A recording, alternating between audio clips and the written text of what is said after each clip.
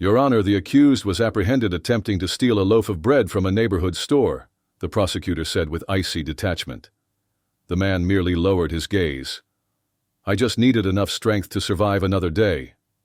The courtroom let out a few stifled laughs, but the judge remained silent. He had just heard the man's name, and something shifted in his eyes.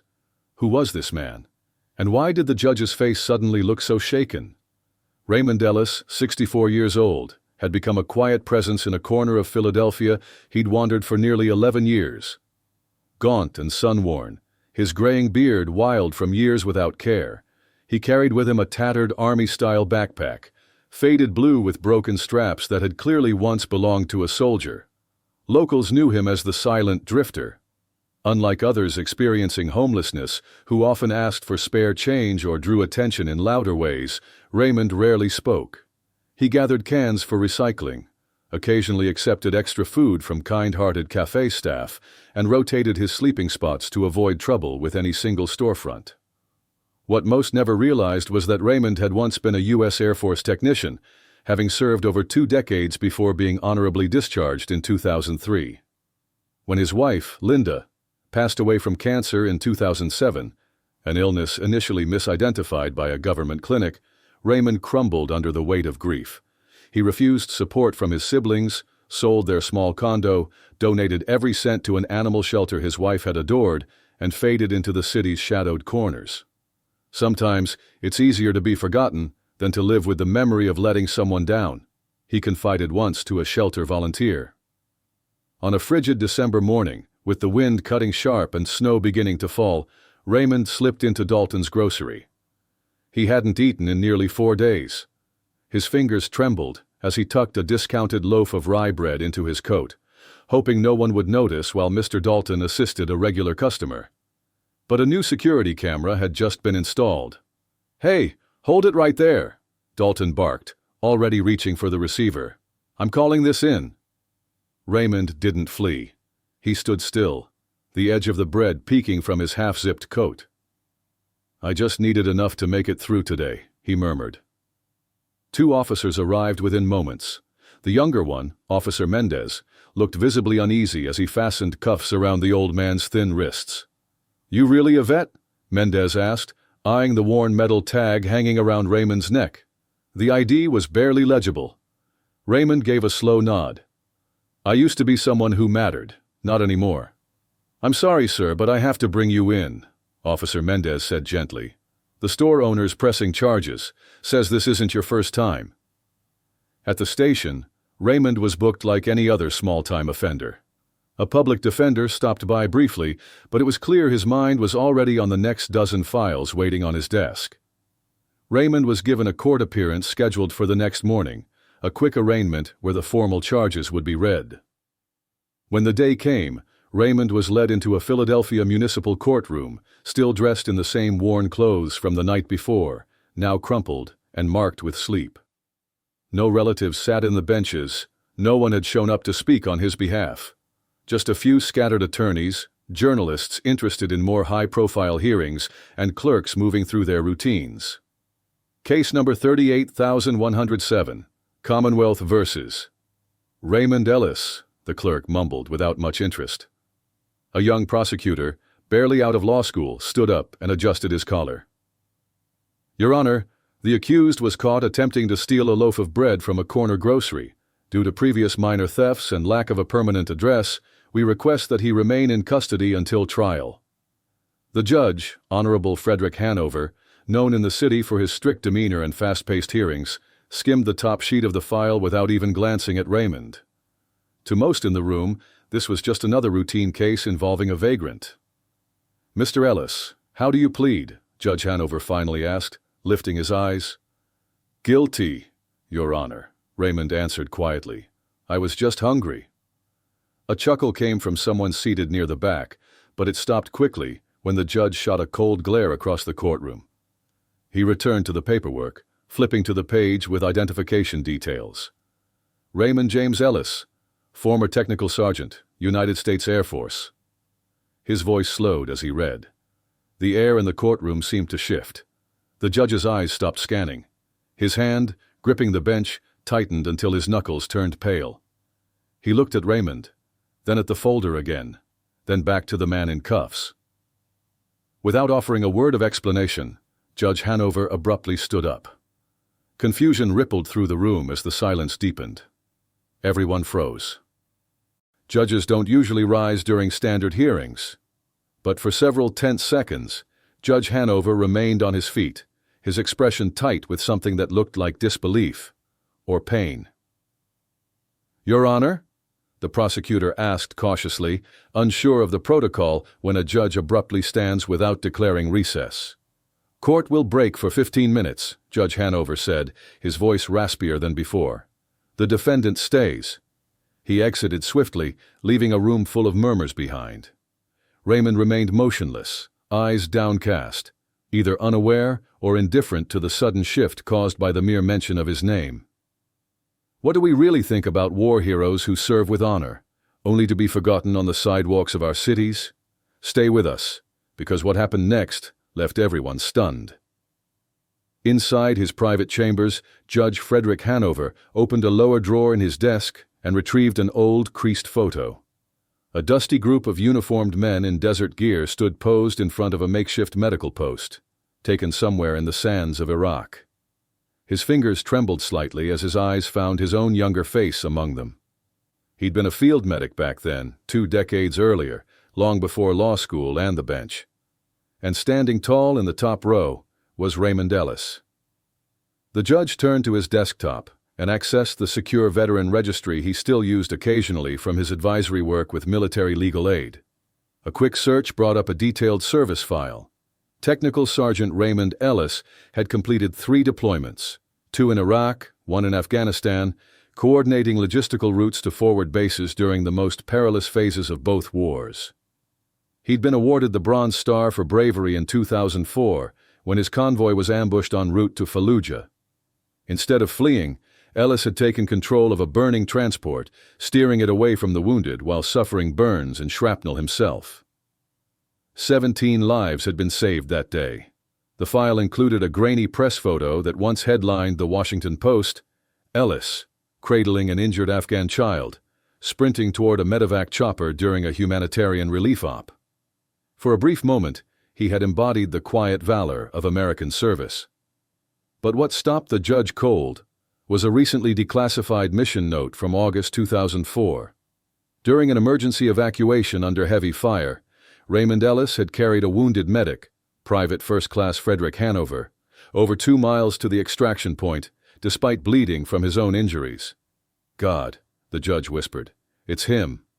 For years, Judge Hanover had wondered who that soldier was, the one who'd refused to leave him behind. He only remembered the call sign Ellis, shouted amid the chaos. After discharge, the judge had tried to find him, but there had been no trace, no home, no records. Raymond had simply vanished. Back in the courtroom, Raymond sat quietly while the bailiff scrolled on his phone. 15 years had passed since Raymond began drifting through the edges of society, unseen by the very nation he once risked his life for. After Linda died, swallowed by a slow cancer, the VA failed to detect in time, Raymond unraveled. Grief consumed him, made worse by untreated trauma from years of service. His faith in the system collapsed. So he walked away. From his pension, his home, his identity, from everything. He couldn't stomach the same red tape that had failed the person he loved most. For years, people in the area had dismissed him as nothing more than a nuisance. Teenagers sometimes hurled scraps of food at him for sport. Store owners sprayed down the spots where he tried to sleep. Police officers routinely shooed him away whenever neighbors called to complain. Even others experiencing homelessness tended to avoid the quiet man who sometimes woke up screaming in the night. Raymond managed to get by collecting cans and bottles, scraping together just enough money to buy cheap cough syrup when the winter air left his lungs aching. He never begged, never asked for help. His military discipline had ingrained in him a sense of self-sufficiency that refused to fade, no matter how harsh life became. On the hardest nights, Raymond would take out the photograph of Linda, carefully sealed in plastic, worn but intact. "Almost there, Linz," he'd whisper, holding on with everything he had.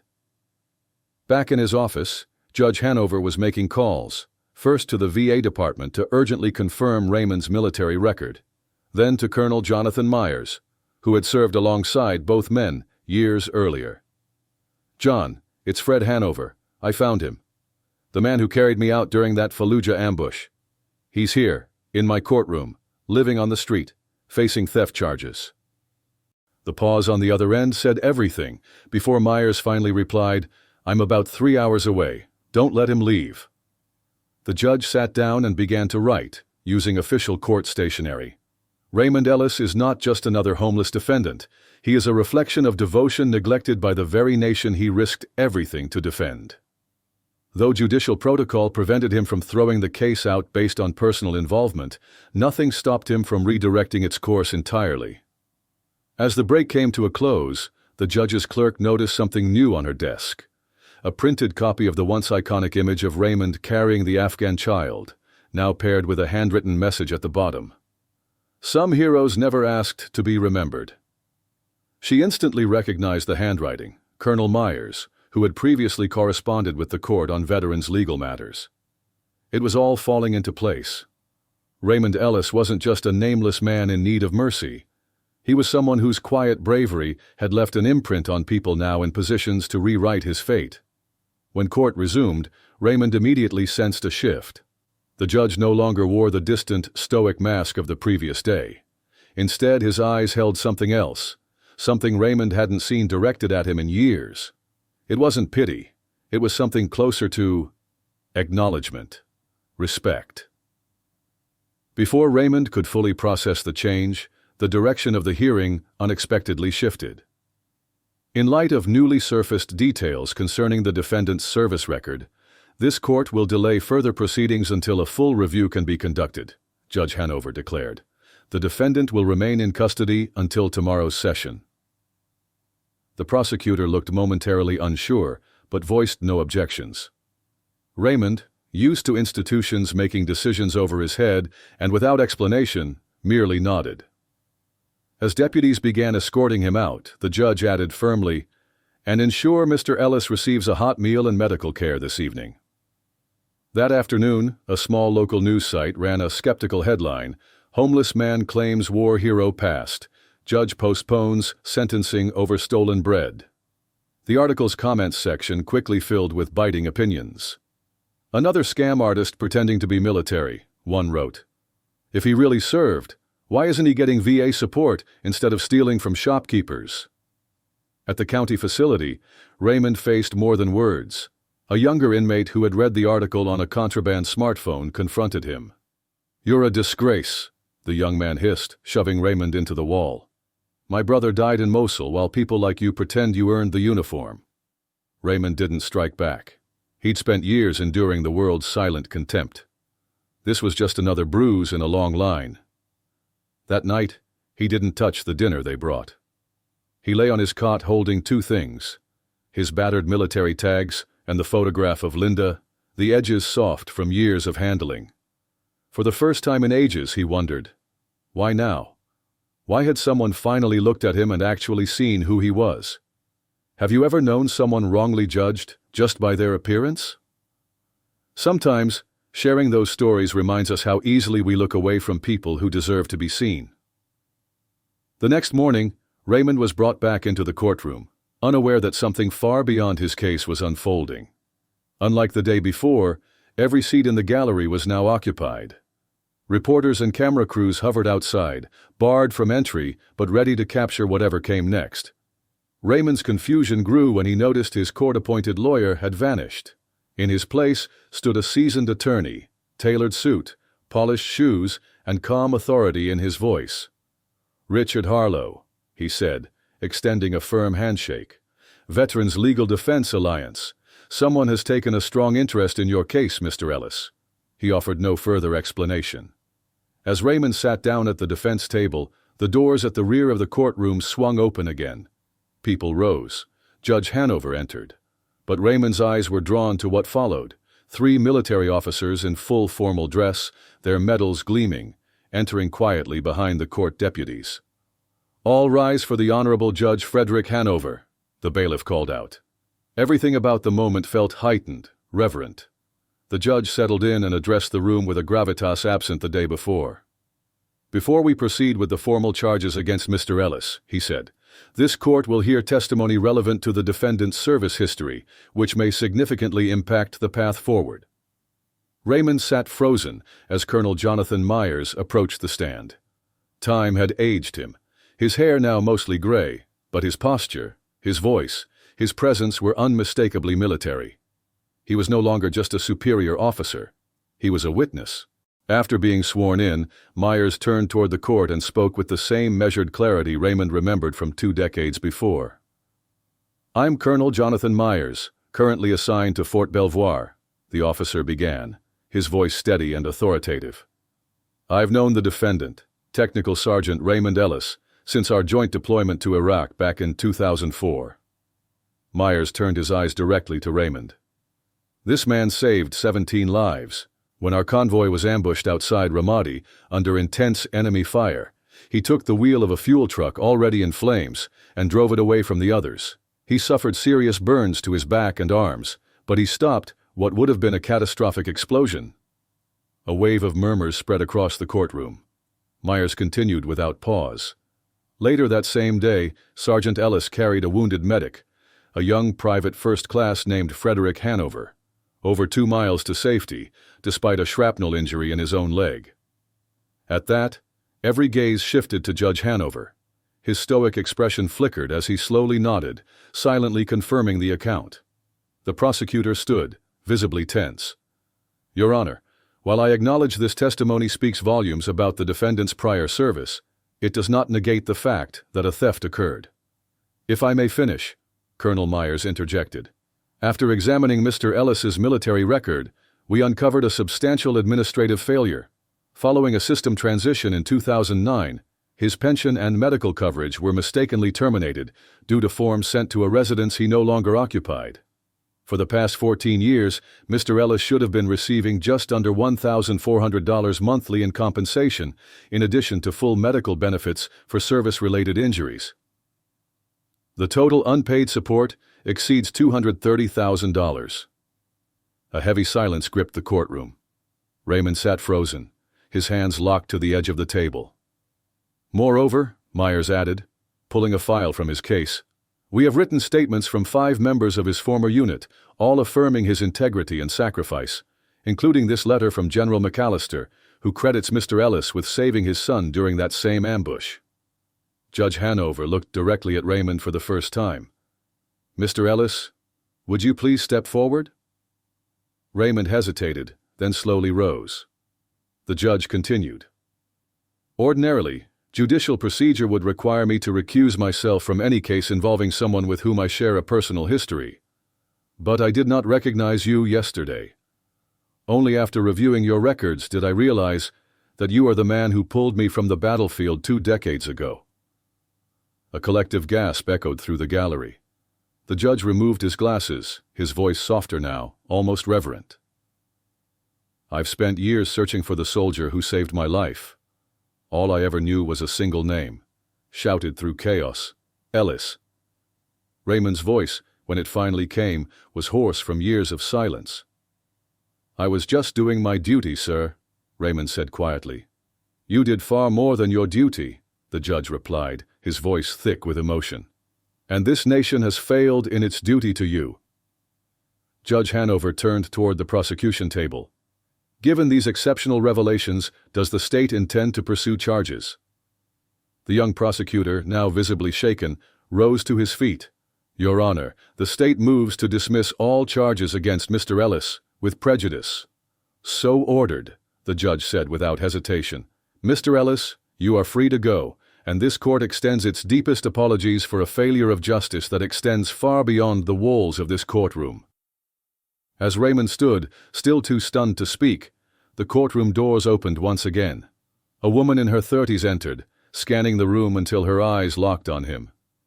She moved slowly down the aisle, tears spilling freely. "Uncle Raymond," she whispered. "I'm Sarah, Linda's niece. We've been trying to find you for years." Raymond's composure finally gave way. His shoulders slumped, and when Sarah wrapped her arms around him, He melted into the embrace. The first human contact in years that wasn't from a cold pair of handcuffs.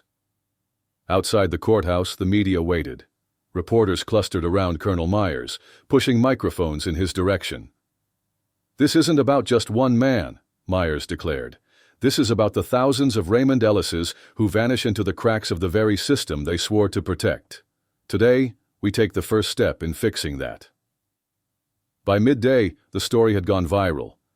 Helicopters hovered above the courthouse. News anchors debated the case in real time. When Raymond stepped outside, freshly shaven and wearing donated clothes, he was flanked by Judge Hanover, now recused but present in personal capacity, and Colonel Myers. The crowd parted as a man pushed forward. It was Mr. Dalton, the grocer who had reported the theft. "I didn't know," he said, voice breaking. "I just saw someone stealing and assumed the worst. I'm ashamed of myself." Raymond gave a small nod, too overwhelmed to speak. Within 2 days, a national veterans group launched a fundraiser in Raymond's name. Donations surged past $180,000. Online, people began sharing their own stories of fathers, sisters, uncles who had returned from service only to be lost in bureaucratic silence. Under public pressure, the Department of Veterans Affairs announced a nationwide audit of suspended benefit accounts. In a quiet hallway, away from flashing cameras and press microphones, Judge Hanover finally had the conversation he had waited nearly 20 years to finish. "You carried me for over 2 miles with shrapnel in your leg," he said softly. "The medics told me you refused treatment until they had stabilized me." Raymond shrugged slightly. "You were in worse shape." The judge looked him in the eye. "You said something to me back then, when I was fading in and out. You told me, keep breathing, kid. Your story isn't over." I held on to that for years. It kept me going. It gave me purpose. For a long moment, neither of them spoke. And then, without ceremony or fanfare, Judge Hanover placed a hand on Raymond's shoulder, the quiet acknowledgement of a debt finally paid in full. "I became a judge because I wanted to keep serving, like you did," Judge Hanover said. Raymond looked at him, and for the first time, he didn't see the black robe or the bench. He saw the trembling young medic from a battlefield long ago. "I'm glad something good came out of that day," Raymond said softly. "Not just something good," the judge replied. "Everything good. My career, my family, my ability to make a difference. None of it would have happened if you hadn't carried me out of that fire. You gave me a second life." For the first time in years, a genuine smile formed on Raymond's face, one that reached all the way to his eyes. "No man left behind," he said. "That wasn't just a phrase to me." 3 days later, Raymond stood in the judge's private chambers, wearing a crisp new suit. For the first time, the medals on his chest told the story that had gone untold for so long: his Bronze Star, his Purple Heart, and ribbons from campaigns in Iraq and Afghanistan. A representative from the Department of Veterans Services was there to formally present him with back pay and a settlement for the years of lost benefits. Cameras clicked as Raymond addressed the press, his voice firm. "I don't want anyone's pity," he said. "I just hope that no one else who served this country ends up forgotten like I was." What had started as a quiet story of a stolen loaf of bread had become a national reckoning. Lawmakers cited Raymond's case on the Senate floor, while introducing new legislation to overhaul veteran benefits. The photo of Raymond carrying the injured Afghan child began recirculating, this time paired with an image of him sleeping on a city sidewalk. The contrast sparked headlines and uncomfortable questions about what America values and who it remembers. Raymond Ellis, once invisible for over a decade, had become a face no one could ignore. What's a moment where justice came late, but mattered deeply when it arrived?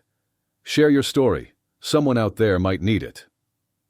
6 months later, Raymond moved into a newly built housing community for veterans in Brooklyn. The small apartment was modest, but it was his first real home since Linda passed. On one wall, a quiet tribute took shape. A photo from their wedding day, another of his old unit in the desert, and a new picture, Raymond standing beside Judge Hanover at a local veteran recognition ceremony. He turned down most interview requests, but accepted invitations to speak at nearby schools, sharing stories of service, sacrifice, and what it truly means to come home. His quiet dignity and plain-spoken honesty resonated deeply with troubled youth, especially teenagers who saw in him not a lecturer, but a man who had lived through both honor and hardship. He never preached. He simply shared. Each afternoon, Raymond could be found sitting on a bench in Franklin Park, watching kids play. It was often the very same bench where, years earlier, he had curled up on freezing nights when doorways offered little shelter. Outside the Philadelphia courthouse, a new bronze plaque was mounted near the steps. It read, "Justice means remembering those we once overlooked." Next to the inscription stood a bronze relief, a sculpture of Raymond carrying the injured medic who would later become Judge Hanover, with the American flag waving behind them. During the dedication ceremony, the city's mayor announced the launch of an annual fund to provide free legal advocacy for unhoused veterans. It was named the Ellis Initiative. That same week, a 10-year-old boy who had often seen Raymond collecting bottles wrote an essay for his school paper. "Not everyone wearing ragged clothes is dangerous. Some people wear memories instead."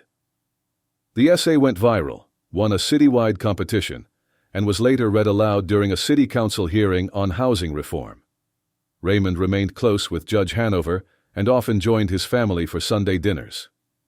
At one of those meals, the judge's young son looked at him and asked, "Aren't you mad about being homeless for so long?" Raymond thought for a long moment. Then he said, "I don't want pity. I just hope the next ones aren't forgotten the way I was." On Veterans Day, Raymond stood proudly at Fort Belvoir in full dress uniform, the first time he had worn it in over 20 years. When asked to speak, his words were few but powerful. "I once served this nation," he said, "and now this nation has chosen to serve me back." His voice grew stronger as he added, "Kindness is never too late. It just takes someone willing to wait for it." As he stepped down from the podium, the entire assembly, young soldiers, retired officers, and military families, rose in a unified, silent salute. Raymond squared his shoulders and returned it, standing tall. His gaze was no longer cast downward. It was fixed forward, steady and clear. Because sometimes justice is delayed, but never denied. Don't lose faith when you're standing for what's right. Share the moment you held your ground when the world pushed back. And if this story moved you, subscribe to BlackGround, where truth and justice still matter. Share this with someone who needs to believe in doing the right thing.